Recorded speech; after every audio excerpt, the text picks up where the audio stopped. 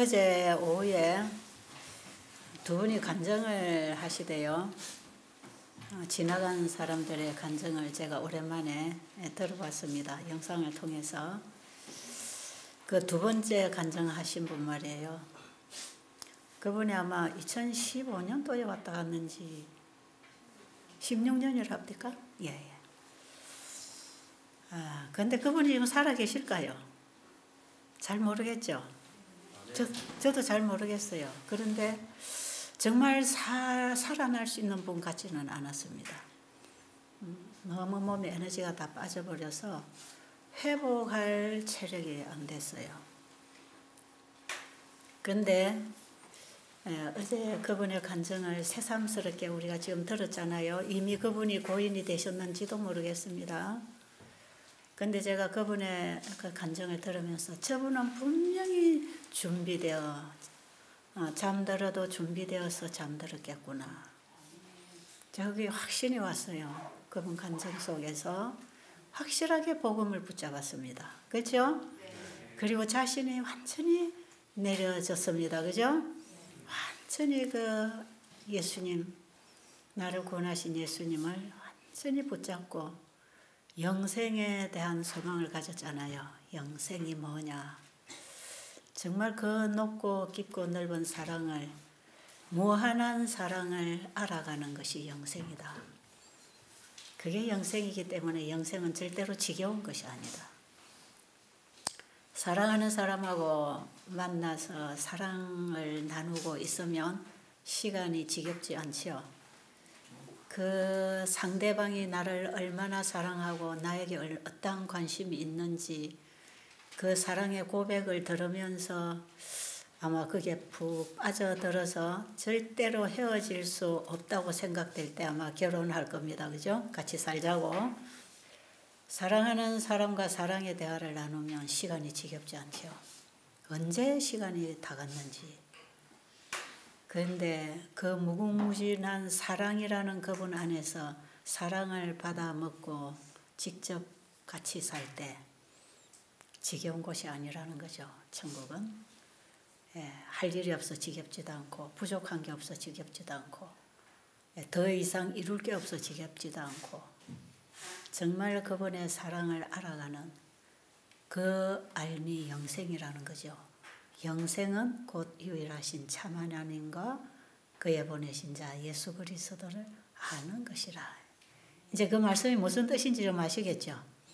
우리가 어제 아침에 예수님을 아는 것, 예수님을 공부해서 예수님을 내 속에 배게 해서 그분이 내 안에 사시게 해서 경험으로 그분을 알아가는 것, 그분의 씨가 내 안에 들어오는 것, 영원한 생명을 받는 것.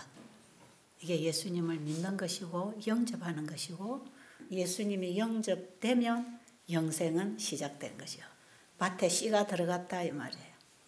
밭에 씨가 들어갔는데 이제는 씨가 말라 죽지 않도록 잘 기르기 위해서 이제 햇빛을 받아야 되고 비를 받아야 되고 그 다음에 잡초가 나면 뽑아줘야 되고 그리고 거름이 필요하면 거름을 줘야 되고 그 씨앗이 잘 자라서 열매를 맺도록 우리의 마음에 하나의 씨, 영생하는 씨가 하나 들어와서 새로운 사람이 하나 탄생하는 거죠. 거기서부터 하나님을 알아가는 아이가 하나 생겨났습니다. 새로 태어난 아이입니다. 육으로는 하나님을 알 수가 없어요. 그래서 예수님이 육으로 난 것은 육이요 성령으로 난 것은 영이니 육은 하늘을 유업으로 받을 수 없다 그랬어요. 거듭나지 아니하면 결탄코 하나님 나라 볼 수 없다. 그리고 거듭나지 아니하면 성경을 아무리 읽어도 육으로 읽기 때문에 육으로 해석합니다. 하나님을 제대로 얘기할 수가 없어요. 그래서 우리가 똑같이 성경을 보지만 어떤 마음에서 성경을 보느냐에 아주 엄청난 차이가 있습니다. 그리고 예수님과 나와의 어떤 관계에서 이 성경을 보는가. 사랑하는 사람과 사랑의 관계에서 그 사랑하는 사람의 얘기를 들을 때에 그게 다 사랑이라는 걸 우리가 알 수 있듯이 말이에요. 예수님과 우리의 관계가 이런 생명적인 사랑적인 관계에서 성경을 보면 성경이 전혀 다르게 보이죠. 영으로 깨닫고 하나님의 사랑을 점점 더 깊이 알아가면서 내 자신은 점점 더 죄인이고 희망 없는 것을 깨달아가는 것, 그것이 예수 믿고 자라나는 과정입니다. 그게 성화입니다. 그래서 철저하게 더 깊이 죄를 포기하고 더 깊이 죄인인 나를 포기하고 더 내가 죽어지는 것. 내 의는 아무것도 없고 주님의 의만 붙잡고 나는 그분 앞에서 깊이 더 처절하게 죽어가는, 그것이 깊이 주님과 동행하는 삶이고요. 이렇게 된 사람에게 죄를 도말해 주어서 죄로부터 완전히 끝내서 완전한 품성을 주어서 완전한 몸으로 변화시키고 부활시켜서 하늘에 데려가려고 예수님이 재림하실 것입니다. 중요한 것은 예수님의 씨가 내 안에 들어와야 시작이 됩니다. 거듭남 없이 우리가 착한 선행이나 착한 어떤 말이나, 그러니까 고린도전서 13장에 사랑은 이렇게 얘기 쭉 하면서 네 몸을 불사르게 내어줄지라도 사랑이 없으면 아무것도 아니고, 네가 가진 걸 다 구제해도 사랑이 없으면 아무것도 아니고. 여러분, 사랑 없이 구제할 수 있나요? 그래도 이웃을 사랑하는 마음이 있어서 구제하는 거 아니에요? 도와주는 것이고. 그런데 이웃에게 구제하고 이웃에게 봉사하고 이웃을 살려주기 위해서 내 자신을 불사르게 내어줄지라도 사랑이 없으면 아무것도 아니래.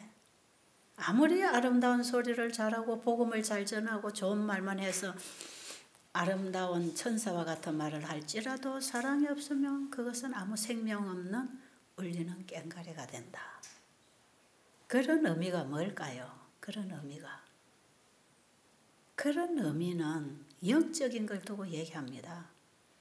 제가 우리 인간 스스로 태어난 우리 인간 안에는 그 사랑이 역사하지 못하고 있습니다. 왜? 죄가 역사하니까요.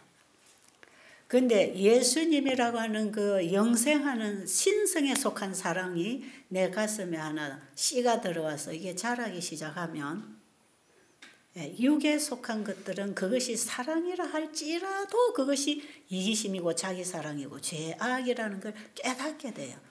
성령이 우리 안에 임하면 죄가 뭔지를 깨닫게 해준다 그랬잖아요. 요한복음 16장 8절 9절 이후로 보면 죄에 대하여 성령이 우리에게 오시면 죄에 대하여 의에 대하여 심판에 대하여 우리를 책망한다 그랬죠. 죄에 대하여라 하면 우리가 예수를 믿지 아니하며 그랬거든. 우리는 예수를 믿기 때문에 교회도 다니고 예수를 믿기 때문에 전도도 하고 예수를 믿기 때문에 구제도 하고 내 몸을 불사르게 순교장에 내줄 수도 있단 말이에요. 그렇죠? 그렇게도 할 수 있다는 겁니다. 사랑이 없이. 그런데 그 사랑은 그럼 뭔가? 그 사랑은 우리 인간이 인간의 감정으로 할 수 있는 그 사랑을 얘기하는 게 아니에요. 그런데 육으로 난 사람이 누구든지 착한 사람들이 할 수 있는 일이죠.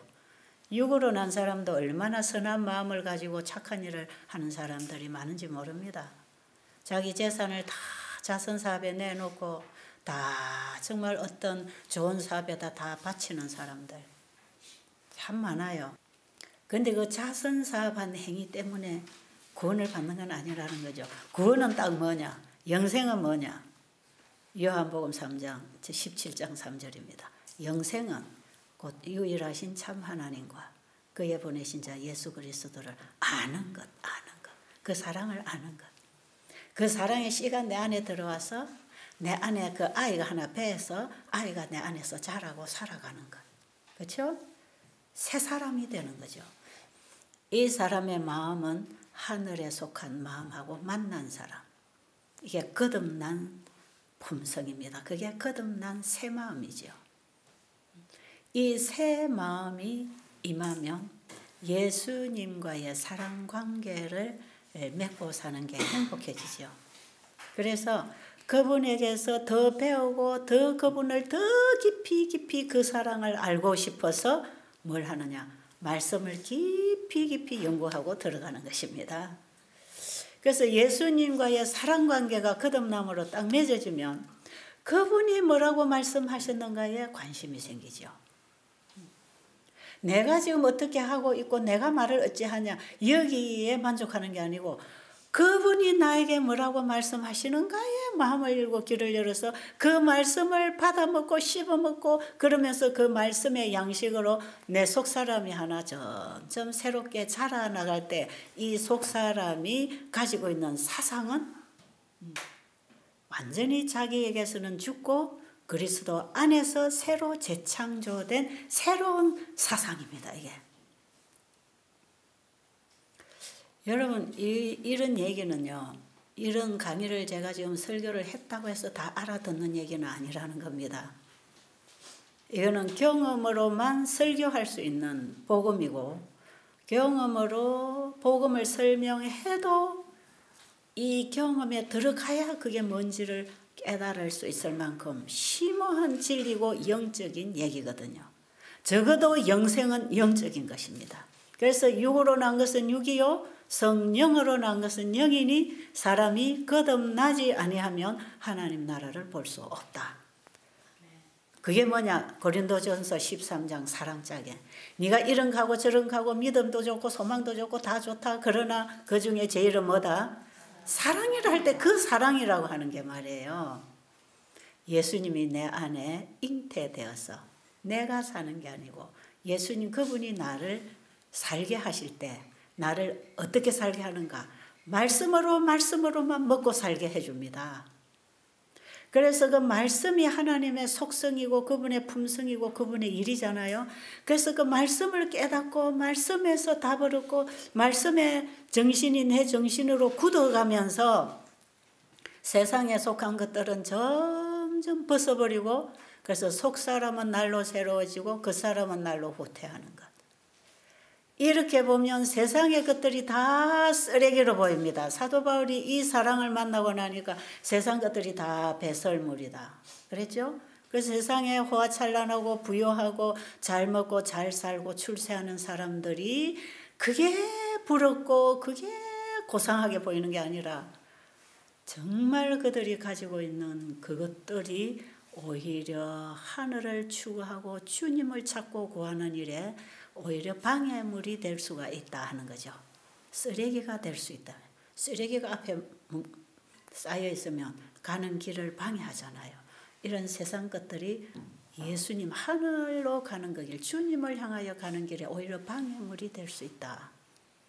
사도 바울은 그걸 다 쓰레기로 생각하면서 오직 예수님만 붙잡고 간 그 사도 바울의 정신 말이에요. 그 사상이 바로 예수님과 하나 되는 그 사상이죠. 그리스도의 사랑이 우리를 강건한다고 하는 그 고백을 하면서 그 사랑의 줄에 그분은 이끌림을 받을 때 오로지 복음만을 전하기 위해서 마지막 순교장까지 갈 수 있었던 그 담대함과 용기와 사랑, 그 사랑은 주님에 대한 사랑이고 영혼에 대한 사랑입니다. 이 사랑을요 우리가 말씀에서 자꾸 깨닫고 보면 이 사랑은 너무 거룩한 겁니다. 정말 이게 의입니다. 이게 선이고 이게 의고 거룩함이에요. 이는 세상 사람들이 가지고 있는 사랑하고는 확연하게 분리된 구별된 사랑이죠. 이게. 그래서 예수님이 제자들에게 내가 너희를 사랑한 것 같이 너희도 서로 사랑하라. 그 사랑은 지금까지 제자들이 서로 사랑하고 서로 봉사하는 그 사랑하고 다르다. 다르고 내가 너희를 사랑한 것 같이 너희도 서로 사랑하라고 그분이 말씀하시고 예수님이 가신 이후에 성령을 우리에게 보내주셔서 그 제자들이 성령을 받았을 때 그게 진정으로 하나님 아는 사랑이 거기서부터 만나졌기 때문에 성령이 임하고 그들이 거듭났잖아요. 예수님 계실 때는 그 말이 무슨 말인지 못 알아들었어요. 그런데 예수님 가시고 성령이 딱 임하니까 이 사랑이 뭔지 이미 그 사랑이 임하니까 성령으로 임하니까 그들에게서 나오는 말과 행동과 삶이 그 사랑을 나누는 삶이 됐잖아요. 바로 그 사랑은 진리고 성령입니다. 우리 인간이 만들어낼 수 있는 거 아닙니다. 우리 인간 안에는 죄를 도모하고 있습니다. 우리 인간 안에 선이 있다고 착각하면 예수님을 구하지 않기 때문에 구원을 잃을 수도 있습니다. 나는 선한 사람이야. 나는 사랑하고 있고 나는 사랑을 잘하는 사람이야. 나는 많이 사랑을 베풀고 있고 사랑을 하고 있어. 나는 사랑을 가졌어 하는 사람은 진짜 사랑을 구하기 위해서 찾지 않죠. 왜? 자기가 가진 사랑에 만족하고 있기 때문에. 이게 다 행위 신앙이라는 것입니다. 행위. 그런데 예수님은 우리 안에는 사랑이 없다. 나를 믿지 아니하면 영생이 없다. 영생할 수 있는 하늘에 속한 사랑은 내가 주는 거다. 내가 주는 거니까 내가 주는 사랑을 받아라 할 때 그는 진리의 사랑입니다. 그렇죠? 그래서 구원받는 백성들은요, 이 우리의 정신과 삶과 말과 행동과 일 속에 진리가 쫙 부식됩니다. 진리가 뿌리를 내려집니다. 그래서 오류가 들어올 때 그걸 빨리빨리 구별해서 오류를 밀어내고 진리만 자꾸 일어날 수 있는, 오직 진리로만 전진하고 진리만 말하고 진리로 살아가는, 진리로 연결해지는 하나의 사상이 만들어지는 거죠. 그 진리는 이웃을 사랑하게 되는데 그 사랑은 정말 그 이웃을 구원하고 싶은, 그러니까 그 이웃에 대한 사랑도 어떤 사랑이냐면요, 저 영혼을 살려주고 싶은 사랑이 생기죠. 여기 오시는 분들 정말 여러분이 병이 낫는 거 얼마나 좋습니까? 그죠? 정말 병이 나을 때도 한없이 기쁘거든요. 그런데 병이 나아지지만 그 속에 예수님 사랑을 만나지 못하고 그냥 육으로 나가면 마음이 아픕니다. 솔직히. 내 속에서 흘러가는 사랑은 하늘이 주는 그 사랑을 전달하려고 하는데 그게 바로 구원 아닙니까? 우리를 구원하는 거, 회복하는 거죠. 바로 영생을 받아서 영생을 나눠주려고 하는데 영생은 잡지 못하고 자꾸 세상 것만, 육에 속한 것만 잡고 나가면, 그래가지고 하나님 감사합니다 하고 찬양하지만 그 속에 자아는 여전히 자아가 강하게 자리 잡고 있는 것.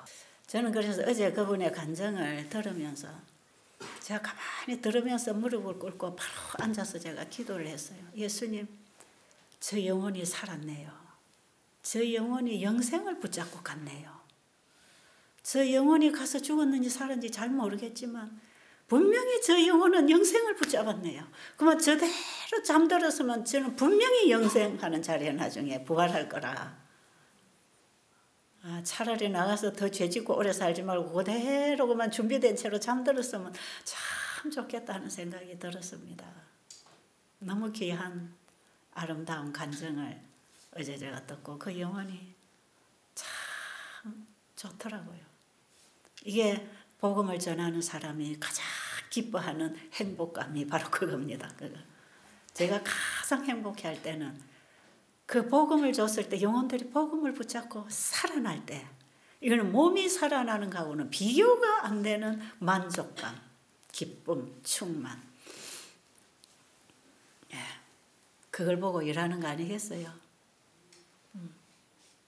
예수님께서 멀쩡하게 살아있는 사람들 보고 죽은 자는 죽은 자가 장례식에 내버려두고 너희는 나를 따르라고 했을 때 예수님이 죽었다 살았다는 그 생명은요, 건강하다, 호흡하고 있다, 이걸 보고 말하는 게 아니에요.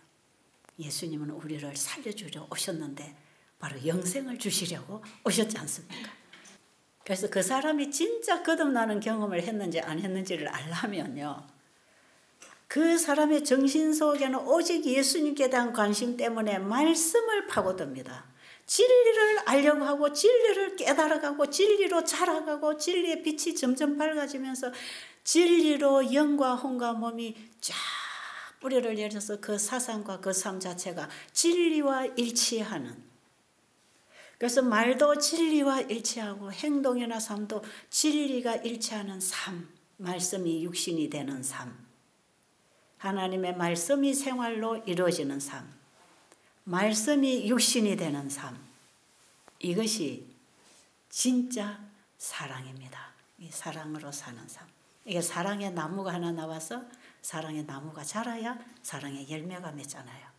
사랑의 씨는 안 들어왔는데 내 안에 있는 어떤 사랑, 어떤 인간적인 그런 사랑을 가지고 열매를 맺는데 이 열매는 실제로 하늘에서 온 씨를 심어서 맺혀진 게 아니기 때문에 인간의 행위로 만들어졌기 때문에 이것은 행위의 열매. 이것은 예수님이 재림하실 때 하늘 곳간에 드릴 열매는 되지 않습니다. 예수님 그분이 심어주신 씨를 그분이 길러서 자라게해서 열매를 익혀서 그분이 자기가 뿌린 씨에 추수를 하기 위해서 재림하시는 게 그게 예수님 재림이에요. 농부가 자기 밭에 씨를 뿌려놓고 그 씨에서 나온 곡식을 거두려고 가는 게 추수하는 거잖아. 그러니까 씨를 뿌리고 기른 농부가 자기 심은 곡식을 추수하기 위해서 타작기를 가지고 추수장에 가듯이 예수님은 자기가 뿌린 씨를 자기가 성령을 통해서 물을 주고 가르치고 길러가지고 그 자기가 심은 그 씨의 열매를 거두려고 예수님이 오시는 거기 때문에 다른 씨가 따라와서 컸다고 그 추수되는 게 아니에요. 그래서 가라지하고 곡식하고가 같이 큰다 그랬어요. 같이. 그날 추수 때 보면 가라지는 불에 태우고 곡식만 창고에 넣잖아요. 이 가라지가 뭡니까? 우리 안에 있는 본성적인 죄의 본성적인 육에 속한 사랑입니다. 육에 속한 것들. 왜요? 사람들이 자기도 사랑한다 하니까요. 그 육에 속한 사랑이죠. 그런데 육에 속한 것도 사랑 같으니까 곡식 나무인지 가라지 나무인지 분별이 안 가는 거예요. 그런데 제자들이 이 가라지는 심지 씨를 뿌리지 않았는데 어떻게 가라지가 납니까 하니까 예수님이 뭐라 그랬죠? 원수가 밤에 몰려와서 뿌렸다 그랬어요. 이거 우리 본성적인 죄입니다. 하나님의 형상으로 창조된 우리 인간 안에 사단이 죄의 씨를 뿌렸잖아요. 우리는 죄의 유전자를 받아서 죄 씨를 받아갖고 태어난 사람들이에요. 그렇기 때문에 내 안에 죄가 없다 하는 건 거짓말입니다. 죄 씨가 지금 자라고 있습니다. 같이 가라지가 크고 있습니다. 곡식하고. 저는 처음에 제가 예수님을 분명히 만나고 예수님을 알아가는 공부를 하고 있는데 자꾸 죄가 따라 나오더라고. 죄가 자꾸 따라 나와서 이게 도대체 뭔가 생각했어요. 그런데요, 거듭난 사람에게도 죄가 따라 나오더라고. 곡식을 심었는데 거기에 가라지도 같이 따라 나오는 거예요. 같이. 씨가 같이 들어가. 농부가 뿌리지 않았지만 그 사단이 뿌린 잡초 씨입니다. 그런데 제자들이 그럼 우리가 저거 뽑아버릴까요? 하니까 예수님이 뽑지 마라. 추수 때까지 둬라. 그 가라지를 뽑으려다가 곡식을 뽑을까? 그대로 두어라. 여러분, 우리가 본성적인 죄의 몸 안에 하나님의 생명의 씨가 들어왔잖아요. 육신의 몸이 살아 있어야 곡식도 자랄 수 있습니다. 그렇죠? 나라고 하는 육신의 본성은 죄인데 거기에 하나님의 사랑의 씨, 생명의 씨가 예수님으로 내 안에 잉태했다. 그런데 예수님의 사랑으로 살아가는 나에게 죄도 또 따라 나와서 죄도 들어와서 방해를 자꾸 넣는다. 이게 선악의 대쟁투입니다. 지금 우리 안에서 일어나는 선악의 대쟁투고 역사적으로는 이 지구 역사가 선악의 대쟁투 속에 지금 흘러가고 있거든요. 그런데 제자들이 이거 가라지 뽑아버릴까요 하니까 예수님 가만두라는 거죠. 왜요? 지금 가라지를 뽑아내면 곡식도 뽑힌다. 왜? 육의 본성으로 태어난 우리 육의 겉사람 안에 속사람이 하나 자라고 있기 때문에 이거 뽑아버리면 안에 것도 뽑히니까 가만 내버려둬라. 그리고 자꾸 이렇게 죄가 올라올 때에 이건 잡초를 제거하듯이 자꾸 올라오는 그 죄를 회개하라. 그게 날마다의 회개입니다. 그래서 우리가 한번 거듭났지만 죄가 끝난 게 아니고 날마다 회개를 해야 할 죄가 나오잖아요. 예수님의 사랑이 진리가 내 마음에 새겨지게 되면 이것은 하나님의 속성이고 하나님의 품성이기 때문에 죄라는 자체가 참 싫어집니다. 그래서 죄라는 게 보이면 그 빨리빨리 회개를 하고 싶죠. 그래도 또 나옵니다. 또 회개도 또 나오고 또 나오고. 왜? 아직도 이게 가라지를 뽑아 잘라내지 않았기 때문에 또 나옵니다. 또 나오지, 또 나오지요. 또 나오는데 언제 이거 제거해버리는가. 예수님이 마지막 속죄 사업을, 죄를 도말하는 지성소의 속죄 사업을 하실 때 그분이 심어놓은 곡식은 늦은 비를 부어서 확실하게 익혀서 추수하게 만들고 내 따라 올라오는 이 죄성 이것은 죄를 도말해 버리는 게 이게 대속죄일에 예수님이 하시는 속죄 사업입니다. 구약의 성소진리를 통해서 우리가 배운 공부가 바로 그겁니다.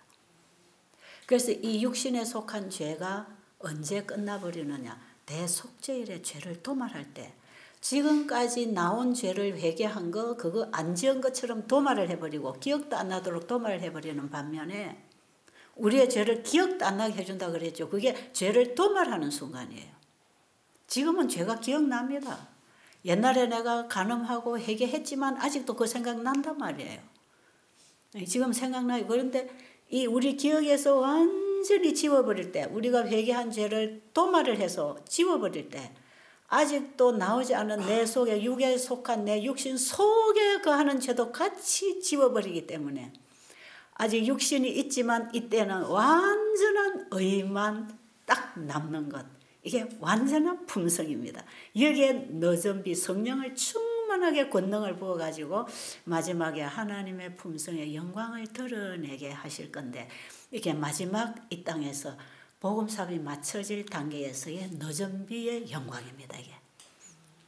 이게 요한계시록 18장에 바벨론에서 내 백성아 나오라고 외치는 그 하나님의 영광의 빛으로 백성들이 가서 이 세상의 죄인들을 불러내는 마지막 추수 작업, 준비된 백성들을 불러내는 이 셋째 천사기회를 크게 외치는 이 복음 사업에 이 사람들이 영광과 능력과 권능을 가지고 나서 외칠 때 이 권능이 완전한 하나님의 품성을 옷 입혀주고 죄는 딱 끝난 상태이기 때문에 완전한 하나님의 영광을 선포하게 되는데 이는 이른비 성령 때에 그들이 성령의 충만함을 받았을 때 정말 그들은 영광스러웠다 그랬잖아요. 하나님의 품성이 이제 그들을 통해 나왔으니까요. 그런데 늦은 비의 영광은 더욱 풍요로울 것이다. 더욱 풍성할 것이다. 이런 얘기가 있어요. 그런데 왜 늦은 비의 영광은 더 풍성한가? 죄가 하나도 없는 100% 사랑만 가지고 하나님의 영광을 충만하게 드러낼 거기 때문에 그건 더 풍성한 하나님의 영광이다. 그래서 이른 비의 성령이 늦은 비로 우리에게 약속되어 있는데 우리는 지금 그 이른 비와 늦은 비를 함께 받고 준비되어야 할 시대에 우리가 지금 살고 있습니다. 지금 우리가 추구하는 건 늦은 비예요. 늦은 비는 이른 비의 경험을 통해서 씨가 땅에 들어가고 씨가 뿌려지고 길러지고 잎사귀 익어서 나중에 곡식 추수하는데 연걸기 위해서 오는 비가 늦은 비니까 씨가 들어가서 나고 자랄 때 오는 비는 이른 비고 똑같은 성령이지만 그건 이른 비라 그러고 추수할 때에 이제 다 익은 곡식을 완숙시키기 위해서 비가 충분히 와서 이걸 익혀줘야 되는 거. 이걸 늦은 비, 가을의 비라 그러죠. 봄비 혹은 가을의 비. 비는 똑같은 비인데 그 곡식의 상태에 따라서 이른 비로 자랄 수도 있고 늦은 비로 연그러질 수도 있는 게 비단 말이에요. 지금 예수님 재림 전에 늦은 비가 누구에게 임하느냐? 이른 비의 경험을 해서 예수님의 씨를 가지고 그 씨를 말씀을 먹고 말씀의 정신으로 자라나면서 죄가 올라오면 계속 회개하고 그 예수님의 사랑으로 진리로 계속 연결해지면서 더 깊은 회개로 자기는 100% 죽고 예수님 안에 주인으로 살아가는 그 안에서 연결해지는 품성이 하나 있어요. 이들의 죄가 도말되고 늦은 비가 부어지고 그 다음에 완숙된 열매가 우리의 품성입니다. 품성의 열매거든. 그래서 예수님이 재림하시는 것은 자기 닮은 백성을 자기 거라고 주장하기 위해서 이 땅에 오시는 게 재림입니다. 그럼 이 땅에 마귀가 다 내 백성이야 하고 붙잡고 있는데 예수님이 아니야. 거기 내가 씨를 뿌려가지고 내가 키워놓은 내 자식들이 있어. 내 닮은 거 그게 다 내 거야. 예수님 재림 때는 자기 닮은 사람을 찾으러 오시는데 그 분명히 예수님의 씨가 들어와서 거듭나고 성장하고 진리로만 자라서 사상이 진리로만 완숙된 사람. 이 사람이 예수님의 소유입니다. 이들을 하늘 천국 곳간에 추수해드리기 위해서 예수님이 오시는 것이거든요.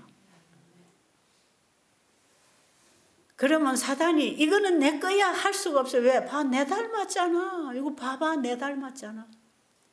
그리고 그 백성들 외에는 다 누구 닮았는지 아세요? 전부 다 마귀 닮았지요. 마귀. 사단의 씨가 들어와서 사단의 씨로 연결해져서 사단이 주는 밥을 먹고 가르침을 받고 사단이 주는 생활을 하면서 사단에게만 배우고 이 사상이 다 육으로 자로 이게 완전히 굳어져 가지고 나중에 결국에 가서 하나님이 영으로 분별을 하실 때 양과 염소를 목자가 분별해서 갈라놓을 때 그 목자는 양이 뭔지 염소가 뭔지 분별한단 말이에요. 딱 갈라놓듯이 그분은 자기 씨를 넣어서 열매를 맺은 그 백성하고 마귀가 씨를 넣어서 마귀의 죄의 열매를 거두고 있는 그 정신을 아십니다. 그분 다 아십니다. 그래서 이건 네 닮았으니까 이건 네 거고 이건 내 닮았으니까 내 거잖아. 나는 내 백성 데리러 왔다. 그리고 예수님 우리 데려가실 때 우주 거민들이나 천사들 앞에 누가 여기에 반론을 하겠습니까? 아무도 반론할 수 없는 구속사업이 여기에서 끝나버립니다. 이게 구속사업의 완성입니다. 여러분, 그런데 1844년 이후로는 예수님이 이 죄를 도말하시는 사역을 하시기 위해서 하늘 지성소에 들어가셨다 그렇게 돼 있어요. 히브리서를 공부하면 그게 레위기서하고 같이 공부하면 이게 다 성소 진리입니다.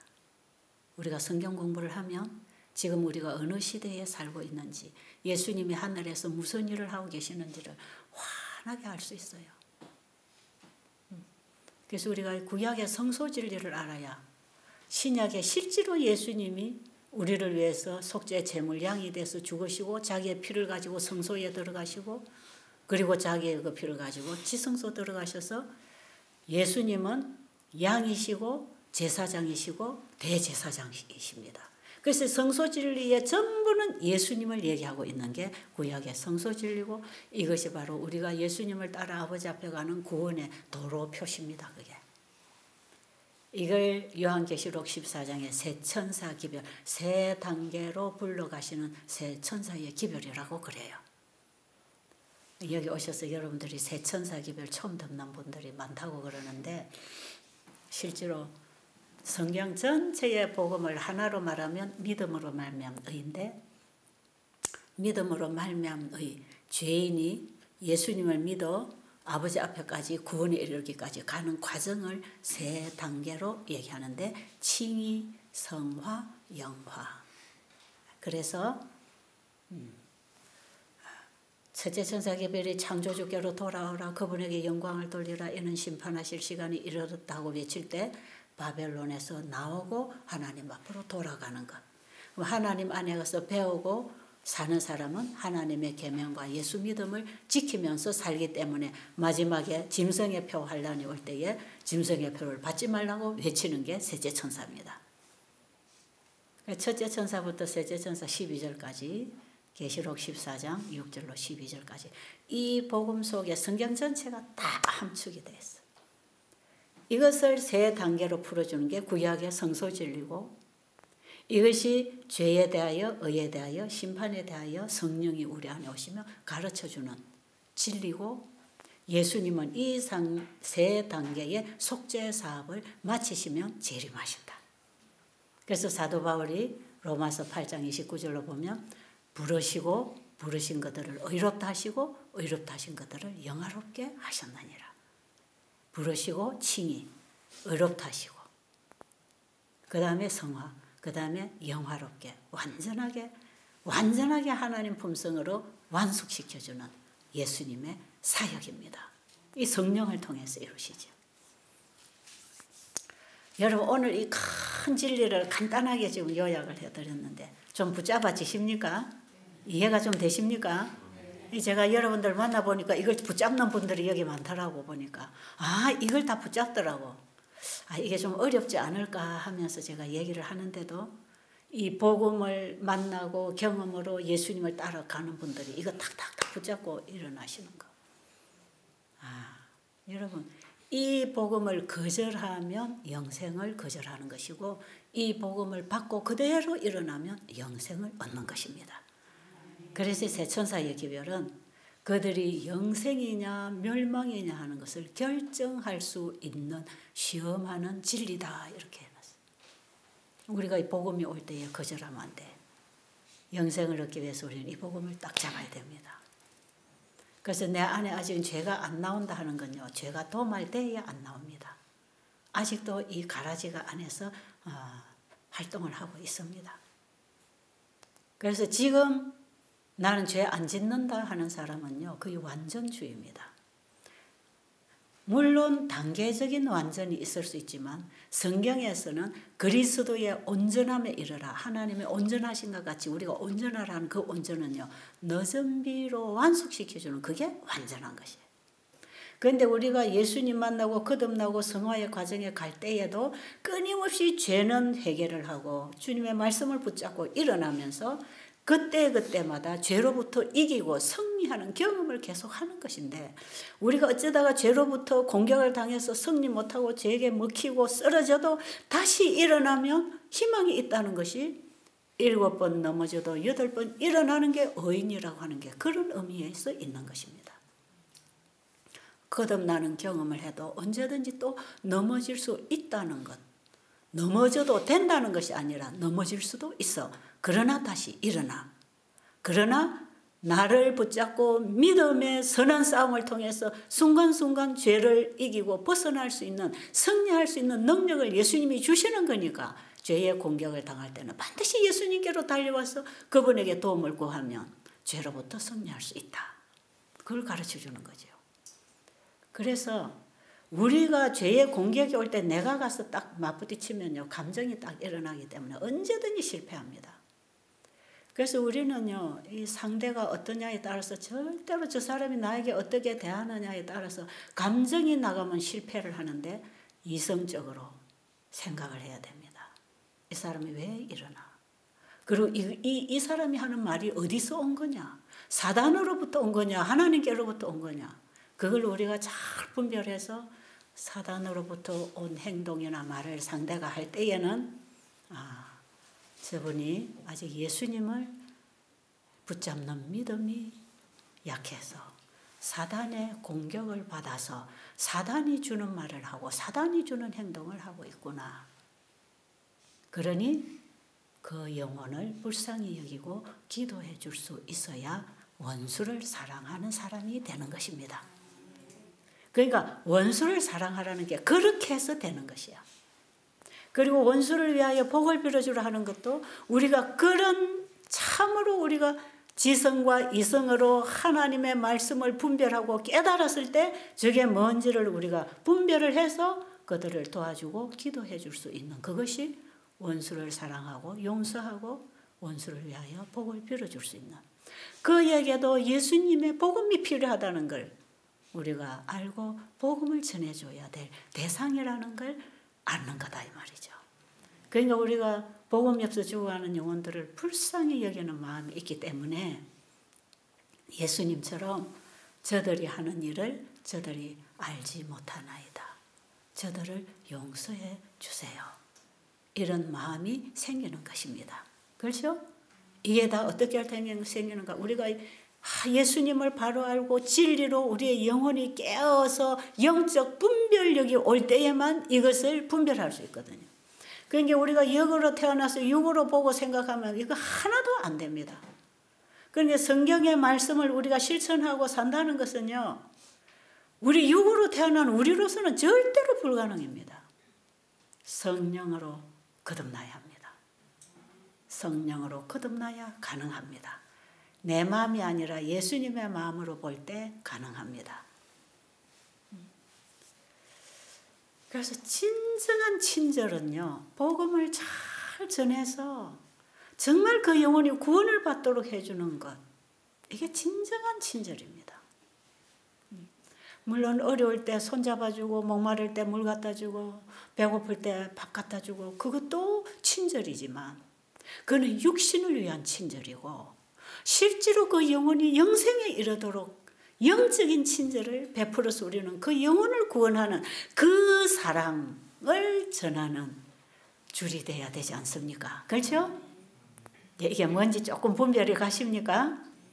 그래서 지금 우리는 내가 어떤 사람이고 어떻게 살았고 그거 다 내려놓고 오늘 이 순간부터라도 그 예수님을 정말 우리가 진정으로 알고 싶어하고 그분을 알아서 만나는 그런 경험이 필요한 것입니다.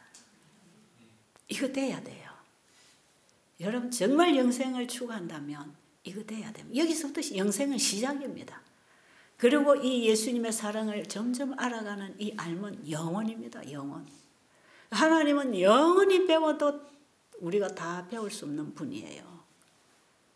하나님의 사랑은 저 태평양 바닷물 한 방울에 속하는 걸 우리가 지금 만났다고 할 수 있는데 여러분과 한 방울씩 한 방울씩 해서 태평양 바닷물이 언제 말라지겠습니까? 마르지 않습니다. 하나님의 사랑은 마르지 않습니다. 잴 수 없습니다. 그 깊이와 넓이와 높이를 우리는 잴 수 없습니다. 그러나 우리가 이 땅에서도 그 예수님을 믿음으로 영접해서 그 사랑을 경험하고 일어나면 한 방울을 먹고 또 두 방울 먹고 영원히 먹을 물이 하나님 안에 있는 것입니다. 그거 먹고 사는 게 영생이다 말이에요. 우리 이 길 가기를 원치 않습니까? 우리 이 길 가십시다. 그냥 암덩어리고 뭐고 신경 쓰지 말고 그만 우리 이 길 갑시다. 세상에 누구가 억울하게 했니? 누가 나를 원통하게 했니? 그런 거 따지지 말고 그만 우리 이 길로 다시 시작합시다. 지금 다시 시작하면 됩니다. 하루를 살든 1년을 살든 지금 시작하면 된단 말이에요. 우리 그래서 하늘 가족으로 하늘에 가서 같이 영원히 사십시다. 하나님 안에 있는 사랑의 젖을 먹고 우리가 영원히 그분 안에서 산다는 이 다음의 인생이 있다는 게 얼마나 희망적입니까? 그러니까 죽음 앞에 있는 사람에게도 전해줄 희망이 있기 때문에 어떤 소망을 줄 수 있기 때문에 이 복음을 가지고 일을 할 수 있는 거거든요. 좋죠? 여러분도 이 복음 가지고 사십시오. 참 좋습니다.